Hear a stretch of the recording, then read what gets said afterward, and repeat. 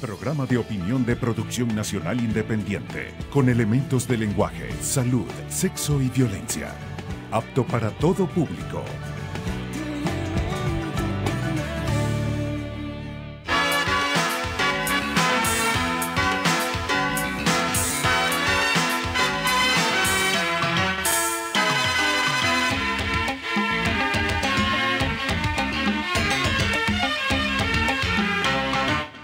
Amigas y amigos, si el presidente Nicolás Maduro le ha tendido la mano a un personaje tan complicado como el presidente de los Estados Unidos, Donald Trump, y lo invita a dialogar sin condiciones, ¿por qué no valorar este gesto de alta política y asumirlo también para Venezuela?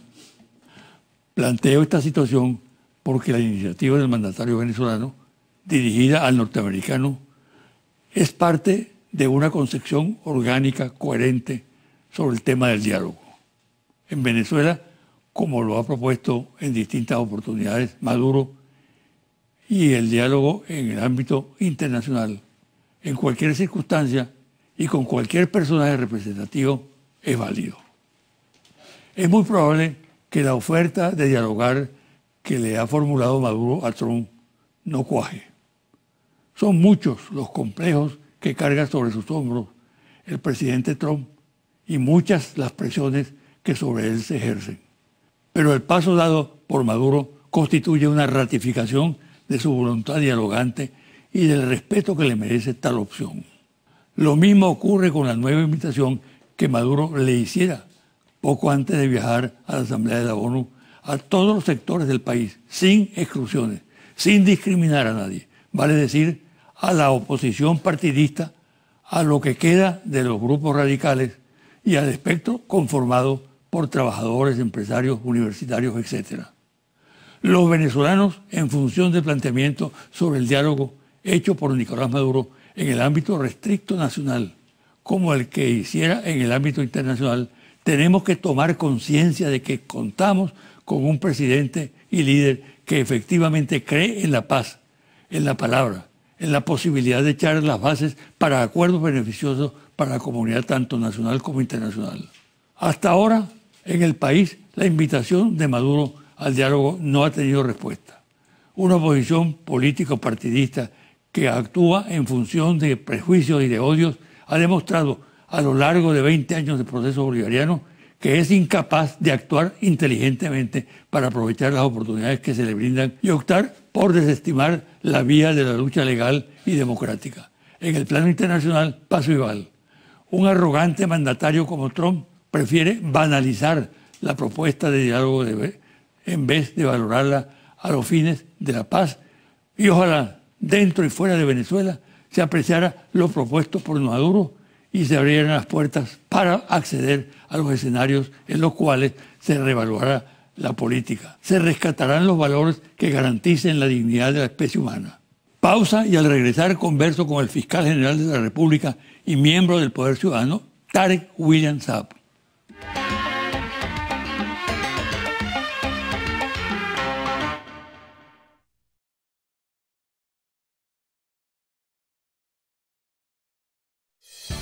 Estás viendo José Vicente Hoy.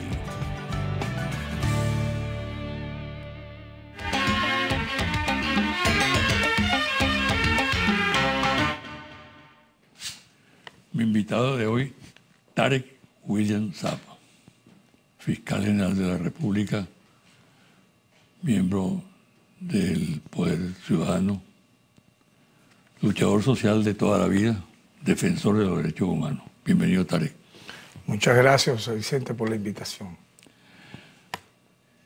El Ministerio Público, Cuarta República, y el Ministerio Público, Quinta República. Mira, yo creo que la diferencia es notoria, ¿no?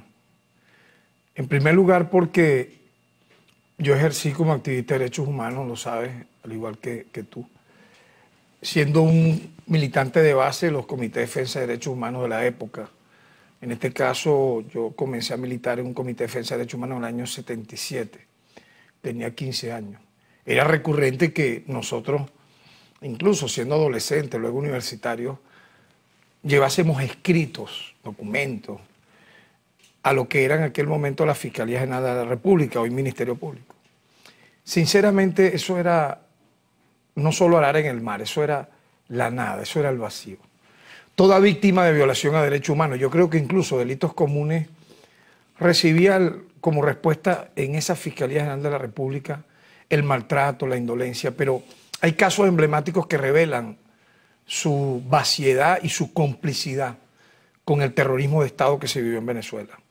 Porque tipifiquemos algo, el Estado en la Cuarta República practicaba el terrorismo de Estado, es decir, la desaparición forzada, la tortura, la detención arbitraria masiva a opositores y a disidentes, e incluso las racias de exterminio aplicando la ley de vagos y maleantes, que te permitía nada más y nada menos, solo con suponer que alguien por tener el pelo largo o tener pinta de hippie o lo que fuera, durara 3, 4, 5 años preso, o porque no tuviera un trabajo reconocido, porque fuera desempleado. Te criminalizaban incluso la clase social. Entonces, una Fiscalía General en aquella época, tú lo viviste, ¿qué podía hacer frente a los asesinatos en masa que se daban aquí, las masacres? Yo tengo esos balances, pues están los archivos. Masacre de Yumare, Cantaura, El Amparo, el Caracazo. Simplemente colocarse al lado de los asesinos, colocarse al lado de los criminales, colocarse al lado de los malos. Ahora, ¿qué ocurre ahora? Yo pienso que cuando nosotros nos tocó ser constituyentes, claro, exacto, nosotros nos toca ser constituyentes, recuerdan, el año 99, se crea la Asamblea Nacional Constituyente para transformar el Estado, pasar de ese terrorismo de Estado a una democracia participativa, protagónica, un Estado social de derecho y de justicia. Es decir, suena muy romántico, pero eso fue lo que nos llevó a nosotros a impulsar los cambios en la Constitución. Me tocó ser presidente de la Comisión de Derechos Humanos de esa Asamblea Constituyente. Nos tocó trabajar el título de Derechos Humanos, el título 3, el capítulo que le dio vida a la Defensoría del Pueblo. Y obviamente también se trabajó lo que debía ser ya no la Fiscalía General de la República, sino el Ministerio Público. Yo puedo hablarte de nuestra gestión en un año, apenas tengo un año en este cargo. Tú me decías que pareciera más, pero no. Bueno, lo más protuberante, lo más. Me tocó lo más protuberante, puede ser en esta etapa. En este año han pasado muchas cosas, pero yo diría que hemos querido visibilizar, y tú dijiste una palabra clave, involucrarnos, comprometernos con lo que es el día a día del ciudadano común.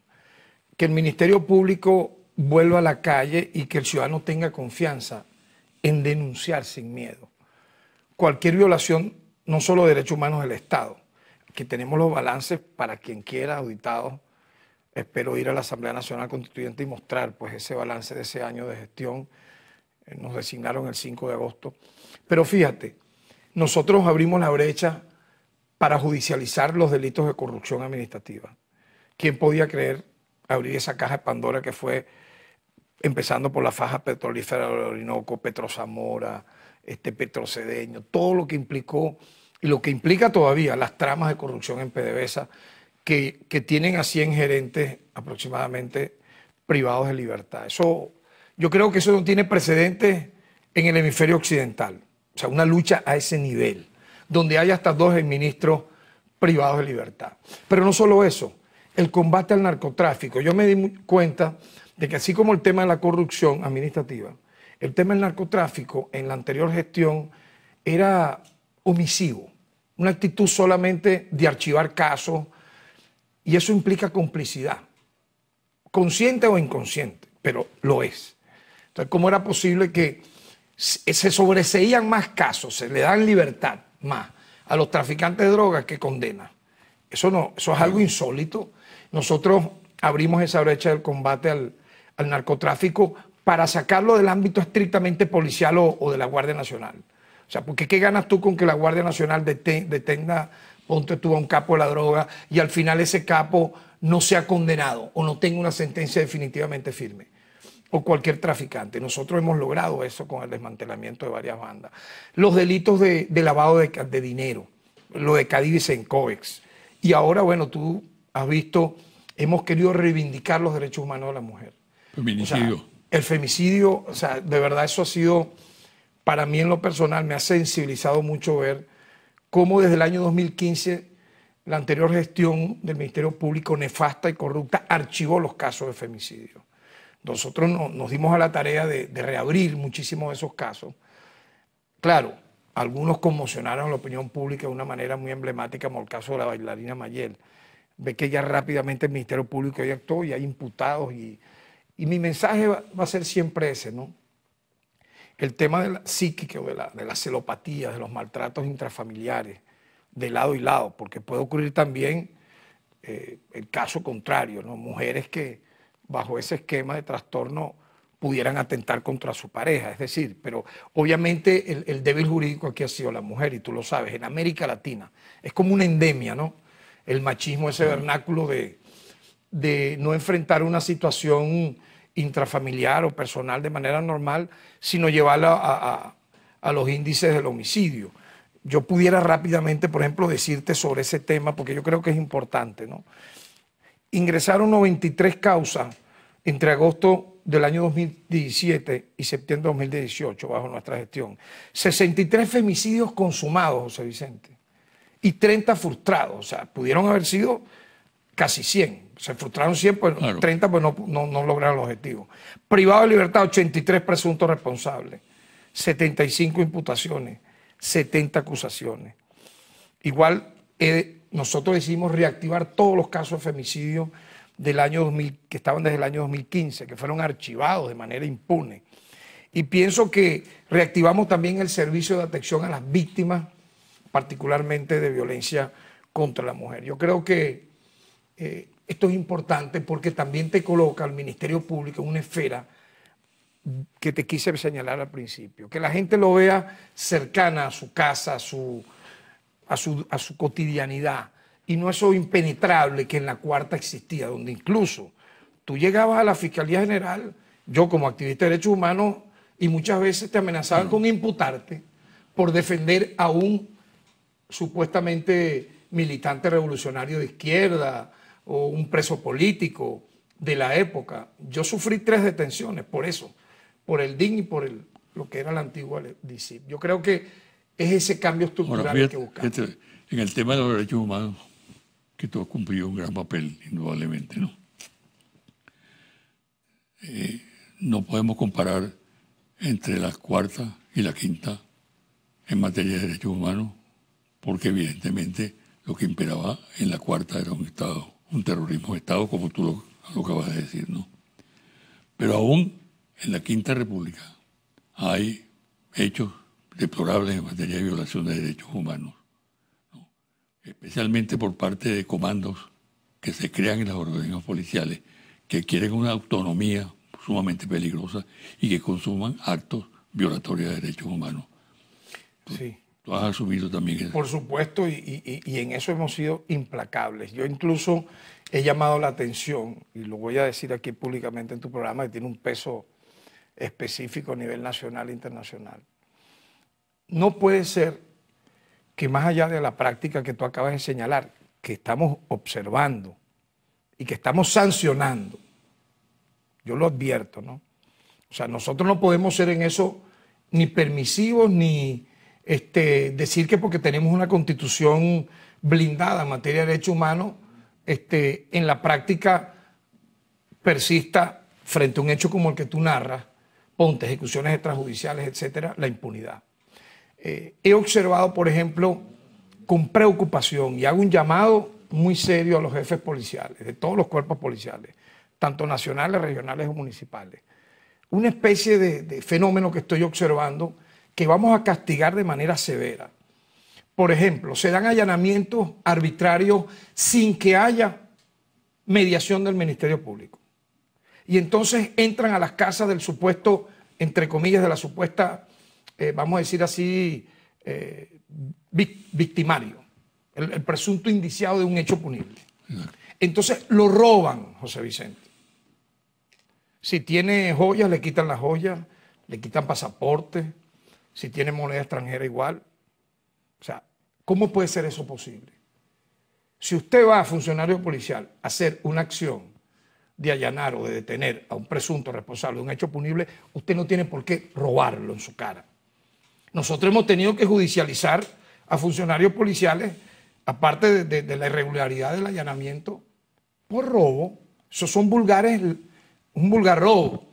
Y eso ha ocurrido en esta época reciente, lo he observado, cuando se han dado casos, por ejemplo, para ponerte ejemplo, manos de papel, manos de metal, que son procedimientos con detenciones bastante altas.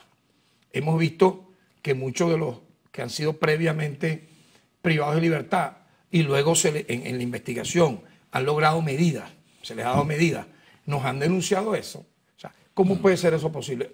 Eso yo lo veo execrable tanto como una ejecución extrajudicial.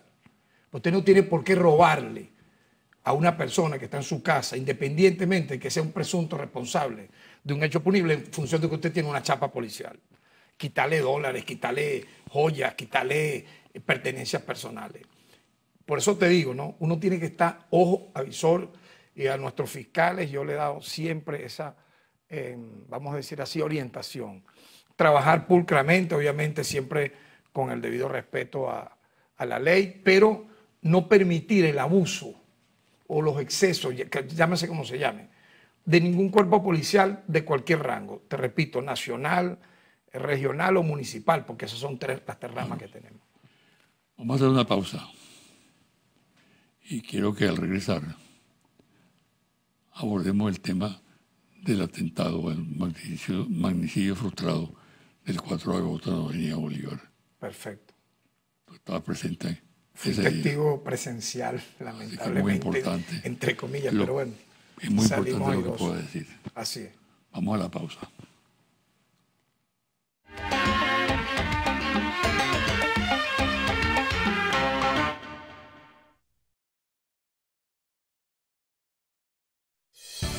Estás viendo José Vicente Hoy.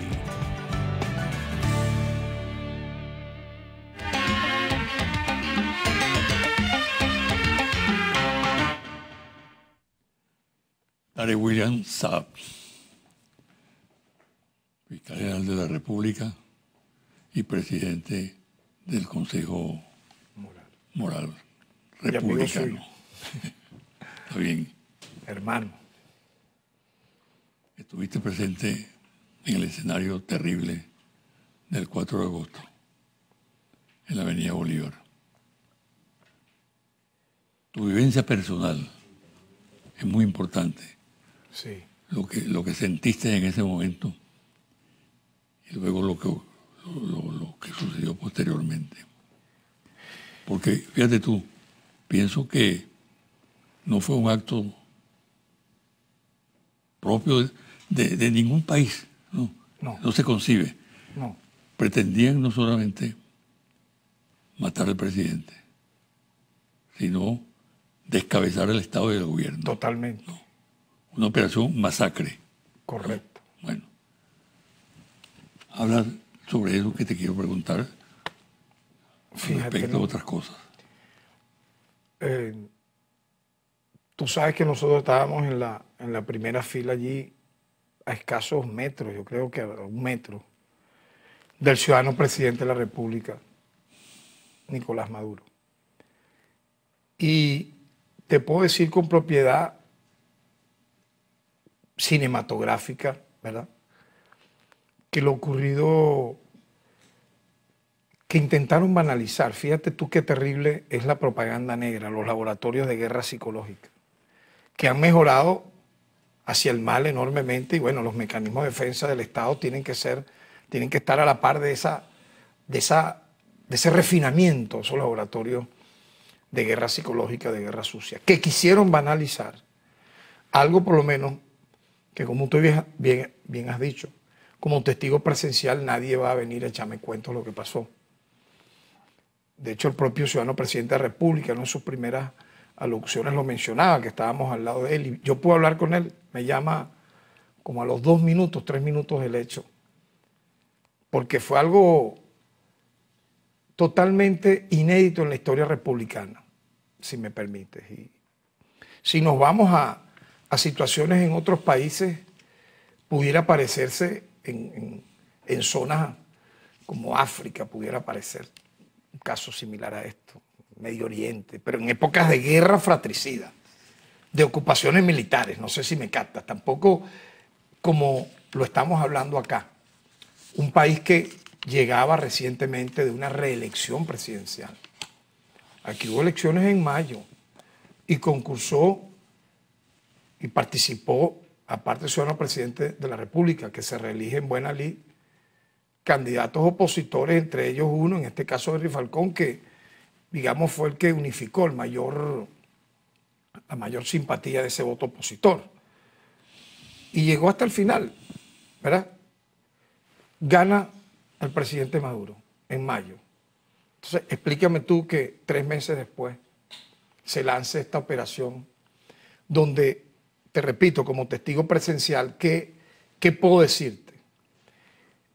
Primero, no, llegué a ver, vamos a hablar en primera persona, llegué a ver a escasos metros de donde estaba parado, estábamos en ese momento parados, un avión, era como un avión, un mini avión, color plateado me acuerdo, que venía a una velocidad sorprendente. No era un dron, ese dron que graba actos políticos o actos culturales, no, para nada. Era mucho más grande, ¿no? Como en efecto finalmente las experticias revelaron, que pareciera que ya cuando ya iba a chocar contra la tribuna presidencial, por su velocidad, estalló en el aire, en llamas, ¿no? Y los objetos de su propio estallido caen hacia el lugar donde estaba la parada militar y pude observar, pues yo me quedé varios minutos allí parado, creo que cometí una imprudencia, porque imagínate si hubieran francotiradores, uno estaba ahí en la tarima desguarnecido, ¿no? Pero pude ver cómo esos desechos que caen hieren a varios de los que estaban en la parada militar, las ambulancias, todo eso que pudimos ver en vivo y directo, ¿no? Ahora, calcula tú el efecto devastador. Si ese avioncito, si ese avión, si ese dron de metal, más allá de un tamaño más allá de lo tradicional, choca, que era el objetivo, ¿no?, contra la tribuna presidencial. Allí habían balines de 10 milímetros. Eso pudo haberse convertido también en una ametralladora móvil. Estábamos los jefes de poderes públicos, estaba el alto mando militar. La consecuencia inmediata que podía haber sido por parte de los que de alguna manera han sido omisivos en la condena a este hecho,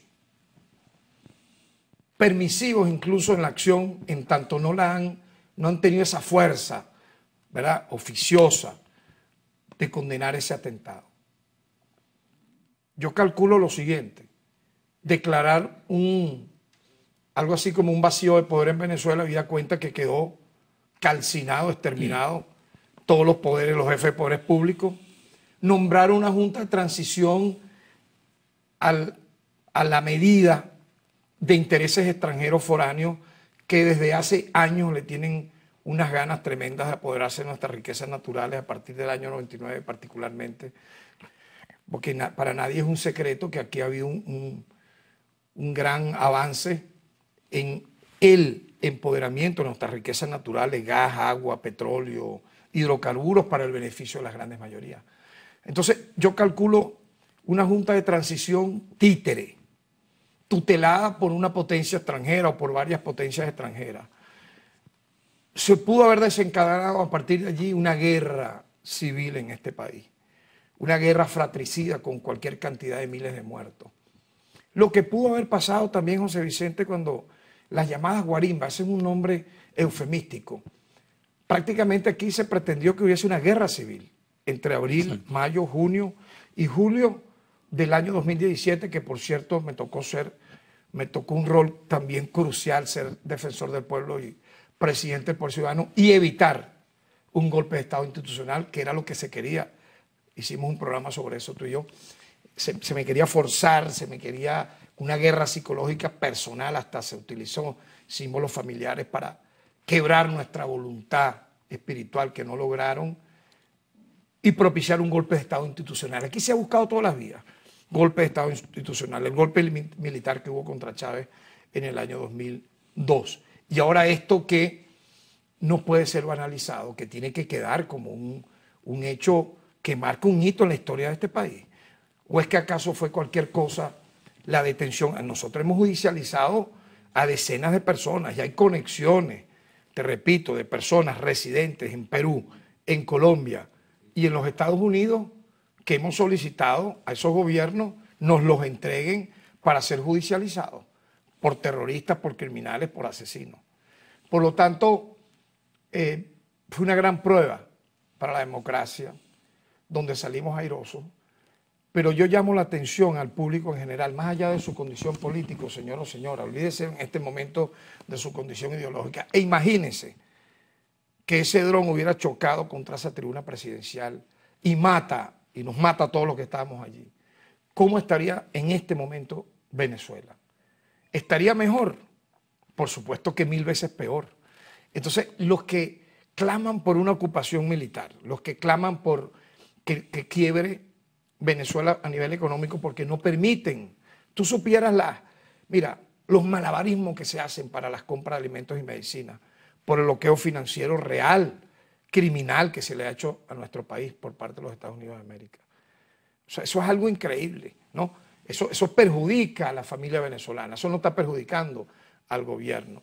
Entonces hemos tenido que sortear todo eso y la única vía de que las diferencias puedan ser dirimidas es el voto, es el sufragio, es el debate electoral, es el debate político. Mira, convence a tus simpatizantes con tus propuestas. ¿Qué tú propones? Un golpe de Estado, un magnicidio, violencia callejera, colocar como héroes a asesinos en masa, asesinos seriales. No podemos seguir permitiendo eso. En el contexto de esta conversación, creo que tenemos que comentar lo ocurrido en el caso del concejal Fernando Albán. Correcto. Tú hiciste una declaración muy importante. Y, que los desarmó, por cierto, porque no han podido replicarla. Y vale la pena que ratifique esa declaración o profundice con algunos elementos nuevos que tengas a mano. Bueno, sí, efectivamente, de manera lamentable, este ciudadano optó por una fatídica decisión, que fue la de suicidarse. Luego, no sé si sabiendo que iba a ser presentado ante el tribunal que lo encausaba como investigado del caso del magnicidio. Fíjate que lo que tú preguntas está asociado a eso. A él se le han encontrado más de 2000 chats, Telegram, WhatsApp, etcétera, que tienen que ver con muchísimas actitudes de carácter conspirativa, desestabilizadora, que están investigándose obviamente en función de las conclusiones, el proceso judicial que se está llevando por el caso del magnicidio. ¿Tú garantizas la transparencia? Por supuesto, José Vicente. Imagínate, nosotros nos estamos jugando nuestro prestigio, que no es cualquier cosa, no es un hecho de vanidad, es una historia. O sea, yo comienzo a militar en el tema de derechos humanos, tú lo sabes, ya lo hemos hablado tantas veces. Yo estudié a tercer año de bachillerato en el Liceo Alberto Carneval, imagínate. Han pasado 41, 42 años, yo acabo de cumplir 56 años. Entonces, vamos nosotros como fiscal general de la República ¿a qué? A llegar al fondo de todo esto. Y efectivamente, la rueda de prensa que nosotros dimos el pasado miércoles fue totalmente contundente, porque el aporte que hemos dado, lo quiero rápidamente decir, en las experticias forenses, que son las que valen, las técnico-científicas, la planimetría. Este ciudadano, lamentablemente, bueno, repito, mis sentidas condolencias a sus familiares por este lamentable hecho, tomó esa decisión burlando su propia condición de privado de libertad. Él estaba a escasos metros de una ventana, yo mostré la fotografía de esa ventana que está en el pasillo, ¿verdad? Un pasillo panorámico del SEBIN. Por ser el concejal, vamos a decirlo así, él no estaba, yo quiero aclarar, porque mucha gente dice, no, porque ¿por qué no estaba tras las rejas un calabozo? Él estaba en un área administrativa, en una oficina. Entonces, él pidió ir al baño. En el momento que pidiera al baño, no va al baño, sino decidió lanzarse al vacío. Y fíjate, allí la autopsia es clave. Yo lo he dicho, auditada para quien quiera y para quien sea. Él cae incluso con signos vitales. Él muere por un choque hipovolímico, que significa un choque hemorrágico, obvio. O sea, lanzarse un 10º piso, imposible que no tuviese ese desenlace fatal. Entonces está la autopsia, están las fotografías, están las entrevistas que hemos hecho a quienes en ese momento se encontraban. Por supuesto que el Ministerio Público garantiza sobre ese caso no solo ir al fondo de todo lo que ocurrió, sino comunicar, que es importante. Porque fíjate, yo he presentado medios de prueba. ¿Qué presentan los laboratorios de guerra sucia? Nada. Habladera de paja, pistolada, grosería, y respeto a la memoria de este joven y de sus familiares. Yo pudiera decirte rápidamente, un poco dentro de un esquema previo, él fue detenido el 5 de octubre, el 7 de octubre fue presentado ante un tribunal que no era el competente porque no llevaba casos vinculados a terrorismo. Entonces el 8 de octubre era cuando iba a ser presentado al tribunal competente. Entonces, él muere ¿de qué forma? La autopsia es clara. Yo quiero nuevamente decirlo textualmente. De traumatismo craneofacial severo y shock hipovolímico, que significa un choque hemorrágico, un derramamiento de sangre ya irremediable. Secundario a traumatismo toraco, abdominal y pélvico cerrado por caído de altura. Las conclusiones de la autopsia revelan que todo lo que se ha recabado coincide con la tesis del suicidio.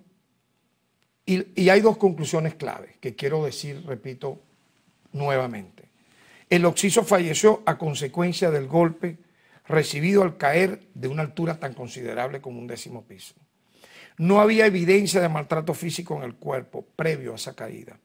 Y la autopsia es completamente auditable para cualquier experto. ¿Por qué?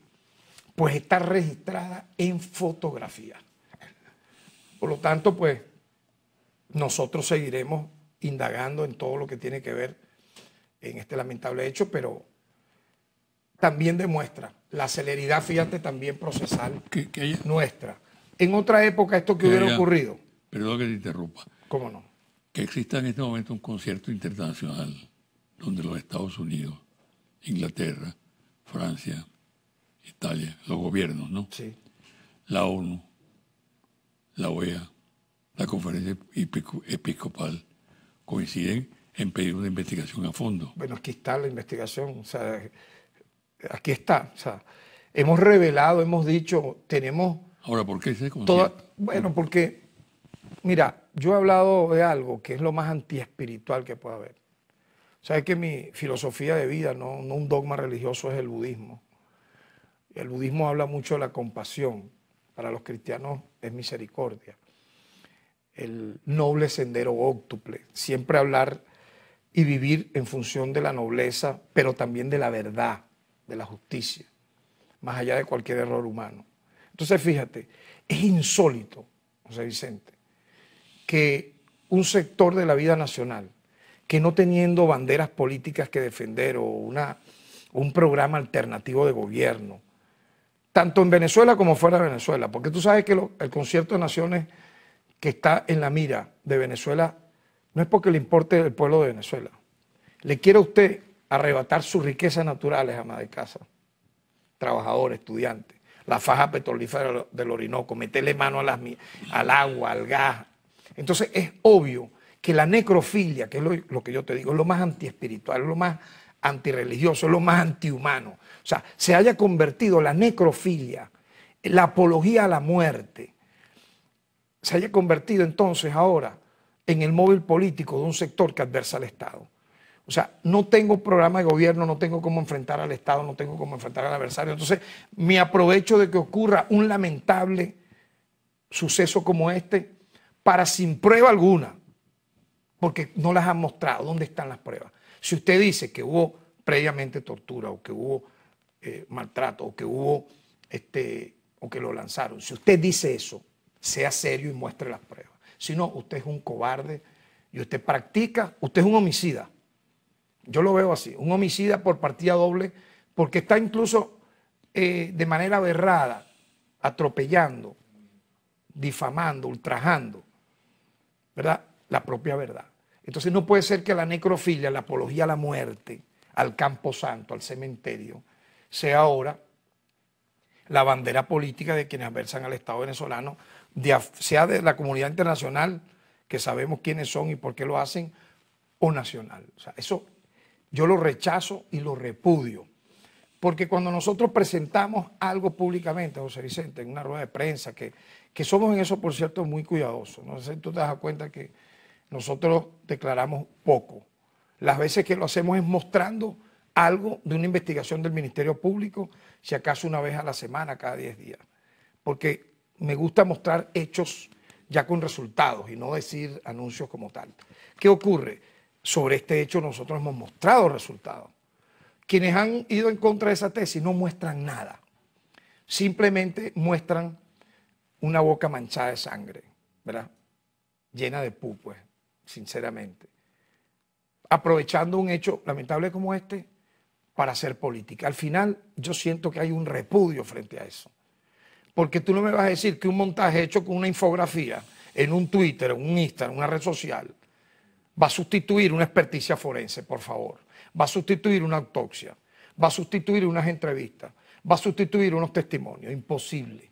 Entonces, eliminemos el debido proceso, eliminemos los tribunales, eliminemos los órganos de justicia y volvamos al código de Hammurabi, entonces. Ojo por ojo y diente por diente, que es lo que quiere alguno de estos personajes. Para concluir, Tarek, un lapidario mensaje al país. Mira, debe ser siempre el de mantener por sobre todas las cosas la convivencia pacífica. Yo creo que es el tesoro humano más importante, la tranquilidad del país frente a las adversidades, mantener la estabilidad de la nación y la defensa de nuestra soberanía, porque la violencia, la guerra, es la antítesis a esto que yo te narro. Las cosas a veces son blanco y negro sin matices. Si tú no quieres paz, es que quieres guerra. Si tú no quieres tranquilidad, es porque tú quieres violencia y agresión. Si tú no quieres que las cosas se debatan por la vía democrática del diálogo, es porque tú quieres muerto, plomo, sangre y fuego. O sea, es así. Entonces mi mensaje tiene que ser siempre abogar, remar hacia la paz, hacia el entendimiento, hablar, así como estamos aquí conversando.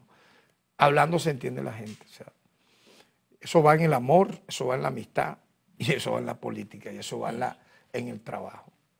Bueno, muchas gracias. ¿No? Muchas gracias, José Vicente, mucha suerte. por tu invitación. Muchas gracias, a tu orden. Una pausa y al regresar, los confidenciales.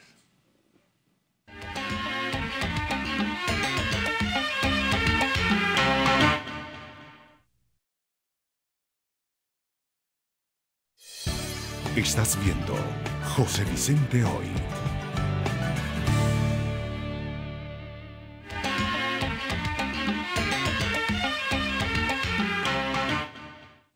Y ahora los confidenciales. Definitivamente lo que aún queda de la oposición organizada en Venezuela, es decir, los restos de la MUD y de algunos grupos adscritos a la violencia, no participarán en las elecciones municipales del próximo 9 de diciembre.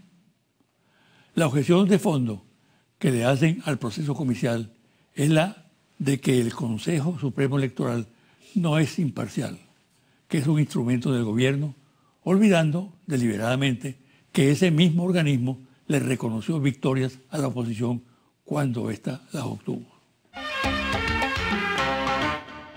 Pero esta posición agravará aún más la situación de la oposición, ya que prácticamente no tendrá representación en los consejos municipales que se eligen el 9 de diciembre.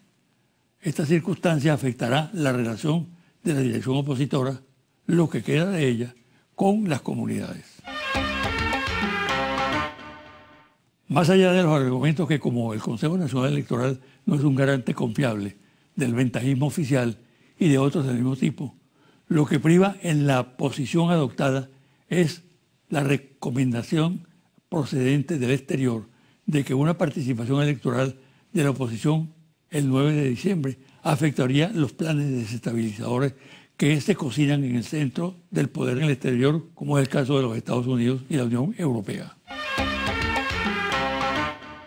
Aun cuando muchos no lo crean, en esos factores de la oposición privan aún las convicciones de que en cualquier momento el gobierno de Nicolás Maduro será derrocado. Esta posición la alientan las constantes declaraciones de voceros del gobierno norteamericano, de la Unión Europea y gobiernos de Latinoamérica. Sobre todo inspira al abstencionismo, lo que pasó a ser el aspecto fundamental de la liquidación del proceso venezolano. No ya un golpe de la Fuerza Armada Nacional o actos de terrorismo como el del 4 de agosto, sino la creencia en que en la realidad la opción que está planteada es la intervención armada.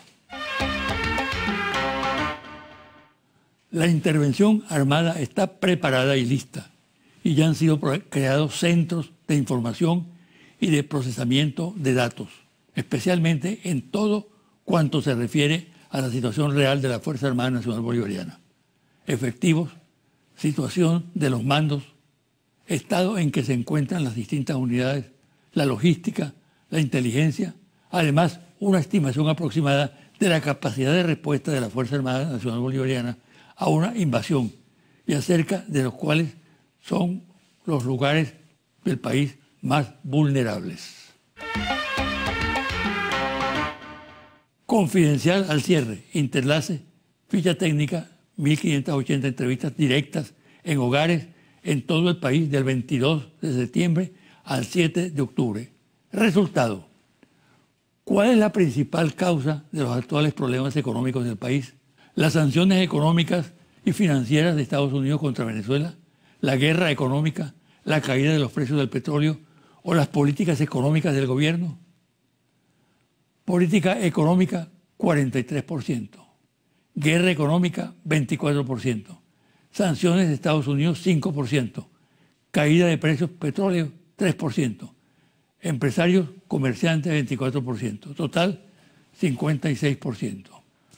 ¿Cómo calificaría usted el desempeño de Nicolás Maduro como presidente? Muy bueno, bueno, regular a malo, malo o muy malo. Muy bueno, 7%. Bueno, 17%. Regular a bueno, 24%. Total, 48%.